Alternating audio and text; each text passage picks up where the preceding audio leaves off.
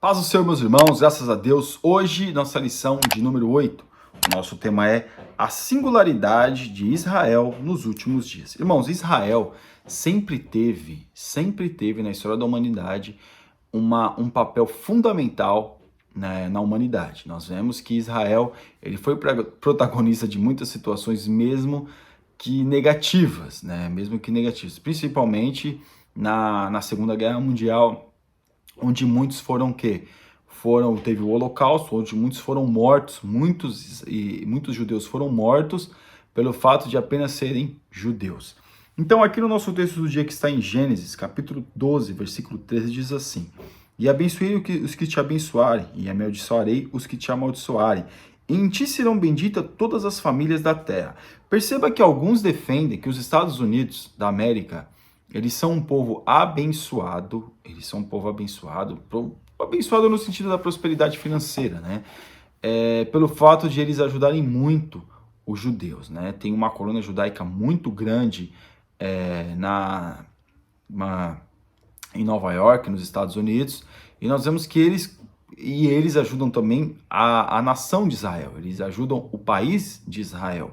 Então veja que que quem ajuda o povo de Israel sempre é abençoado, e quem se volta contra o povo de Israel fica assim numa situação difícil. E aqui na nossa síntese, Israel é a menina dos olhos de Deus.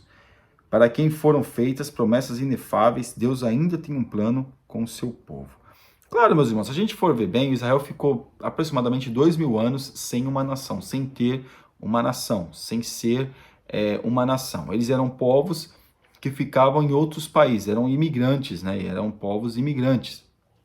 Só que depois da Segunda Guerra Mundial, viram que eles tinham que ter o direito de voltar à sua terra, que estava sendo ocupada por um outro povo. E aí expulsaram aquele povo e colocaram Israel na terra. Em 1948 foi dado o voto pelo brasileiro Gustavo Aranha, alguma coisa assim, que agora me esqueci, que agora fugiu, mas que eles agora iam ser reconhecidos como uma nação. Claro, meus irmãos, a Liga Árabe, os países árabes muitos países, ou todos eles, não reconhecem Israel como uma nação. Por isso que houve a Guerra dos 6 Dias, que milagrosamente Deus deu o livramento para Israel. Israel conseguiu vencer aquela guerra. No texto bíblico que está em Salmos 89, do versículo 29 ao 34, diz assim: E conservarei para sempre a sua descendência, e o seu trono como os dias do céu. Se os seus filhos deixarem a minha lei e não andarem nos meus juízos, se profanarem os meus preceitos e não guardarem os meus mandamentos, então visitarei com vara a sua transgressão e a sua iniquidade com açoites. Mas não retirarei totalmente dele a minha benignidade, nem faltarei a minha fidelidade. Não quebrarei o meu conserto, nem alterarei o que saiu dos meus lábios. Irmãos, Deus nunca quebrou a aliança que ele tem com Israel. Israel que quebrou a aliança que eles tinham com Deus, ou seja, através do seu pecado.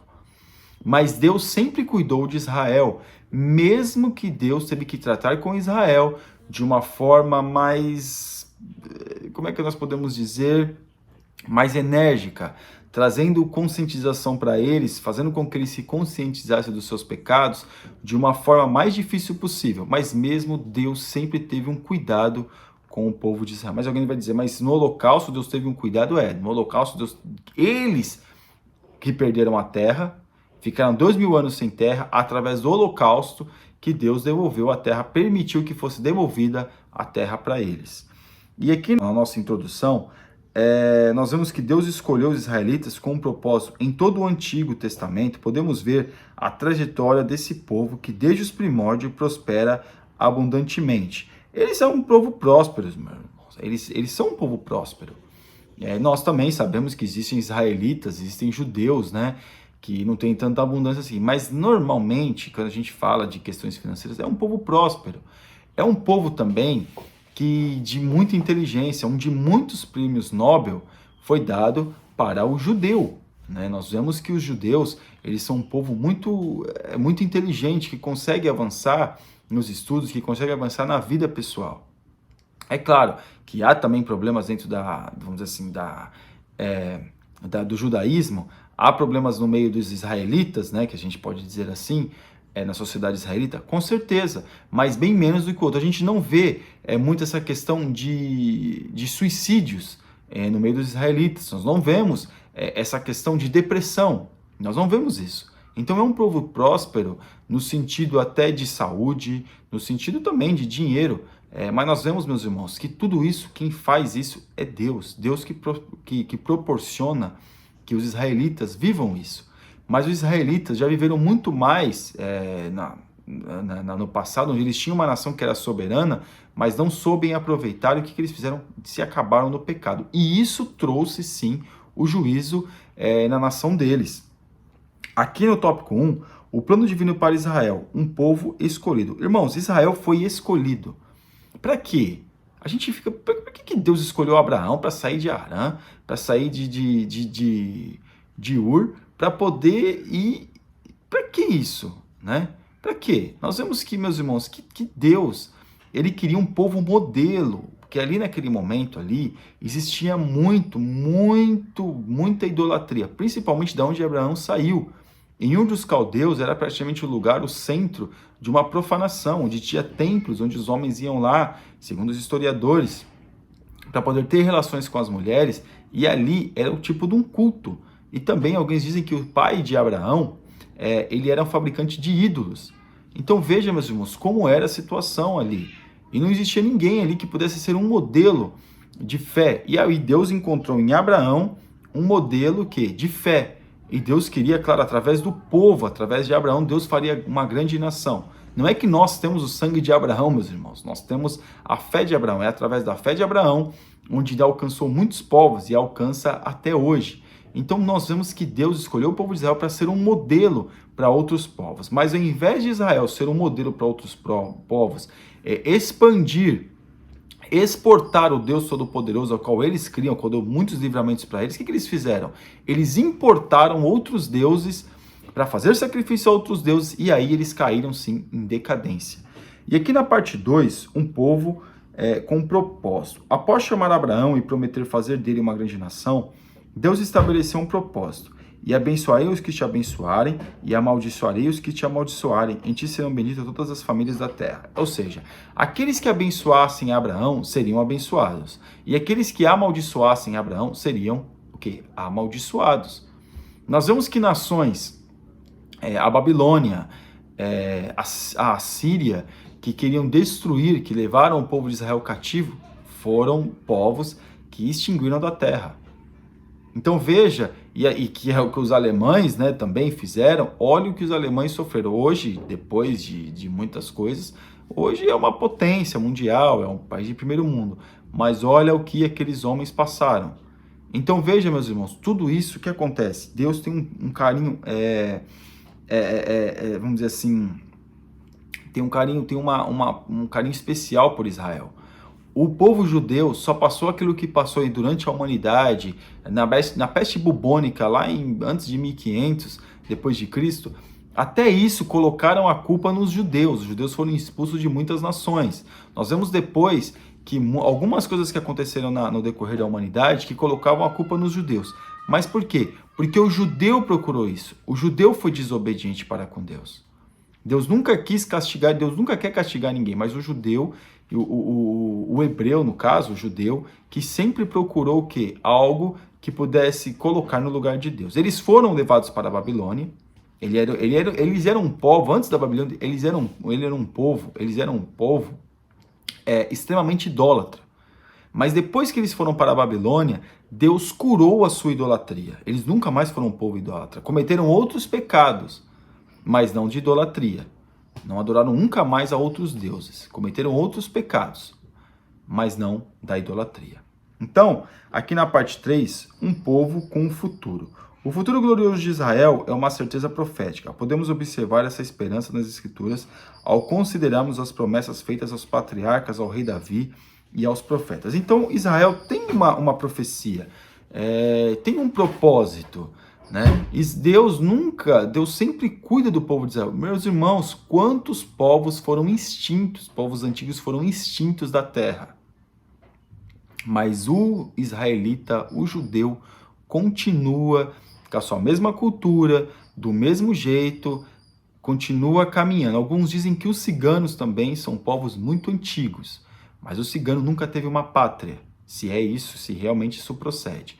Mas o judeu, que é um dos povos mais antigos da terra, continua com a sua mesma cultura, continua cultuando o seu Deus.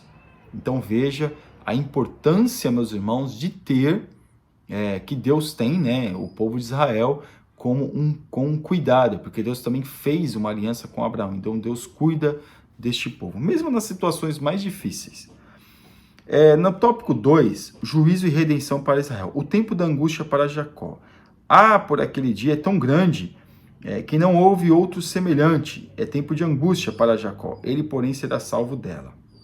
Com essas palavras, Deus anunciava pelo profeta Jeremias como seria o tempo da grande tribulação para os judeus. Quantas tribulações os judeus já viveram? Tiveram um princípio de invasão da Assíria. Tiveram uma invasão da Babilônia. A Babilônia, meus irmãos, destruiu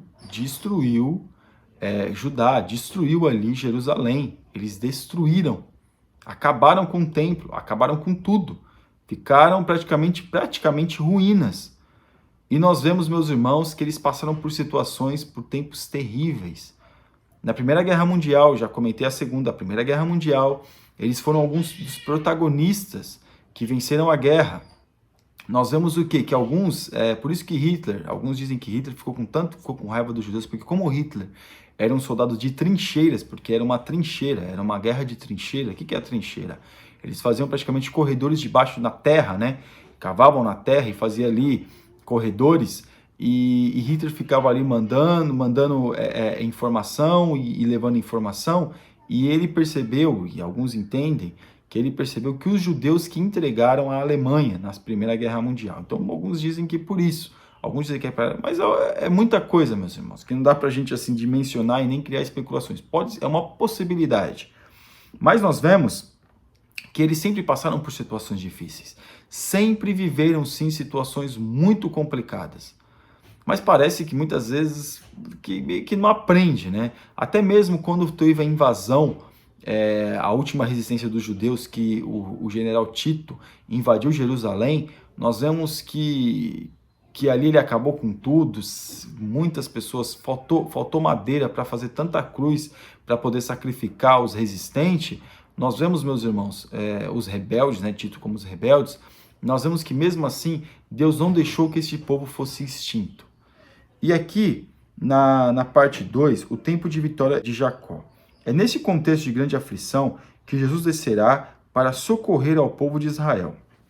Então, claro, meus irmãos, o que vai acontecer? Eles já vai haver a grande tribulação, vão fazer um acordo com o anticristo, só que haverá um momento que eles vão se voltar com o anticristo, e aí vão passar pela tribulação, por uma tribulação. Mas eles vão clamar pelo Messias. E aí, o que acontece, meus irmãos? Assim como está descrito em Zacarias, nós vemos que Jesus, assim como em Atos, ele estava ali, e o pessoal viu ele subindo, as pessoas viram ele subindo, e eu, mas por que vocês estão falando, se preocupando com aquele que subiu? Aquele que subiu é o mesmo que vai descer. E ali, naquele momento, nós percebemos, além disso, e também da profecia de Zacarias, que Jesus vai descer no Monte das Oliveiras e todo olho o verá. Então haverá um tempo de vitória para Jacó. O tempo da glorificação de Jacó. Enquanto a nação de Israel não creu em Jesus como Cristo, entretanto, nesses últimos dias, haverá um remanescente judaico que reconhecerá a Jesus como seu Messias Redentor prometido. Em escala nacional, todos o aceitarão chorando. Porque, claro, meus irmãos, eles serão cercados, a nação de Israel vai ser cercada. E Jesus vai descer no mundo através do clamor deles, através de um remanescente que vai clamar pelo Messias. Jesus vai descer no Monte das Oliveiras, e aí eles vão entender que aqueles que eles crucificaram, ele era o Messias. E aí eles vão, como quem diz o linguagem, vão cair na real. E aí, claro, Jesus vai dar o livramento, com a sopro da sua boca, vai destruir tudo, vai dar o livramento para aquele povo. E nós vemos, meus irmãos, que isso é uma profecia que vai acontecer. Parece que é meio distante da nossa ótica, mas tudo aquilo que está escrito na Bíblia acontece. Acontece nos detalhes, meus irmãos. Isso vai acontecer sim. No tópico de número 3, oremos por Israel. Deus pede que oremos por Israel. O salmista Davi, inspirado pelo Espírito, pediu que orássemos pela paz de Jerusalém. Irmãos, é uma coisa que a gente faz muito pouco, é orar. Normalmente nós oramos pelos nossos propósitos, por aquilo que a gente normalmente convive, né? Pelos nossos familiares. Mas nós temos que sim, que direcionar as nossas orações também para o povo de Israel, para os judeus. Porque quer queira, quer não, foi um povo escolhido por Deus e através dele nós conhecemos a fé de Abraão, de Isaac, de Jacó, e foi através deles que Jesus veio ao mundo. E também ali nós vemos que há muitos conflitos, muitas guerras ali, muitas pessoas que morrem. Então nós temos que orar sim para que Deus possa ajudar aquele povo, para que Deus possa confortar aquele povo, para que Deus possa conscientizar aquele povo acerca de Jesus, acerca do Messias. Mesmo que a gente saiba que tem uma profecia que vai se cumprir, mas toda vez que a gente ora pelo povo de Israel, toda vez que nós oramos pelo próximo, irmãos, Deus reverte em bênção para as nossas vidas. Amém? Na parte de número 2, Jesus pede que oremos por Israel. Deus pede que oremos por Israel e agora nós vamos ver Jesus também pedindo que oremos por Israel. No sermão profético, Jesus pediu oração para que a fuga dos judeus às vésperas da Batalha do Armagedon não acontecesse na estação do inverno e que nesse dia específico não fosse sábado. Então, Jesus, claro, sabendo todas as coisas, mesmo assim Jesus pede que nós oremos para o povo, oremos por aquela nação. Nós sabemos, meus irmãos, que eles rejeitaram o Messias, eles rejeitaram o Filho de Deus, mas mesmo assim nós temos que orar para que Jesus nos dá essa incumbência de nós orarmos por Israel, para que Deus possa ajudá-los. Porque para eles, meus irmãos, a situação é mais difícil. Sempre foi. Eles estão cercados por inimigos.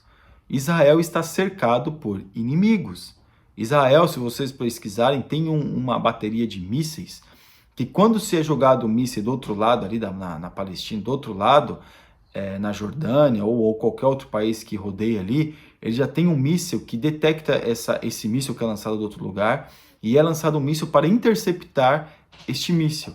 Mas muitas vezes é lançado tantos mísseis que eles não conseguem, que aquela arma que eles têm não consegue detectar todos, não consegue, vamos dizer assim, travar todos os mísseis, e um ou outro acaba caindo na cidade, infelizmente. Então Israel está cercado de inimigos. O ódio do inimigo por Israel. À primeira vista, pode parecer apenas uma antipatia contra os judeus. Entretanto, trata-se, na verdade, de um ódio estabelecido a partir de uma inspiração diabólica. O Senhor deseja que o povo de Israel seja salvo das nossas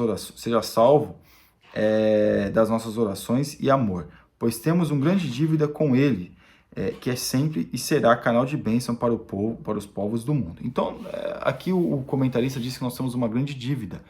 Porque, como eu disse, meus irmãos, nunca foi fácil para Israel. Para Israel, para o judeu viver até hoje, nunca foi fácil para eles. Nunca viveram, não tinham um país, mas conseguiram sobreviver, mesmo com todas as situações. Tentaram extinguir o povo. Muitas vezes, não foi só o Hitler que tentou, não. Olha o que esse povo já passou, olha o que esse povo já viveu. Aí a gente pensa, mas também eles rejeitaram o Messias, preferiram Barrabás acerca de Jesus, pediram que tudo aquilo que fosse em Jesus pudesse vir sobre eles e sobre os filhos deles, eles que pediram isso. Claro, meus irmãos. Mas nós temos que saber que o que acontece hoje, da nossa parte, nós temos que fazer, que é o quê? Que é orar uns pelos outros. E aqui na nossa conclusão, Israel é um povo escolhido por Deus. Os descendentes de Abraão receberão as promessas do Senhor e um grande propósito, como vimos nessa lição. Deus ainda tem planos com o seu povo, que terá um reencontro com ele em meio a uma terrível dor. Veja bem, o Altíssimo completará sua obra com o povo de Israel e restaurando-o. Então, ou seja, Deus vai restaurar o povo de Israel. Deus ama esse povo, assim como ama nossas vidas também. Mas Deus tem um algo com este povo que é um mistério que muitas vezes a gente não consegue entender. Mas Deus sabe de todas as coisas. Amém? Você ainda que não é inscrito no nosso canal, está convidadíssimo a se inscrever e que Deus te abençoe em nome de Jesus. Deus abençoe.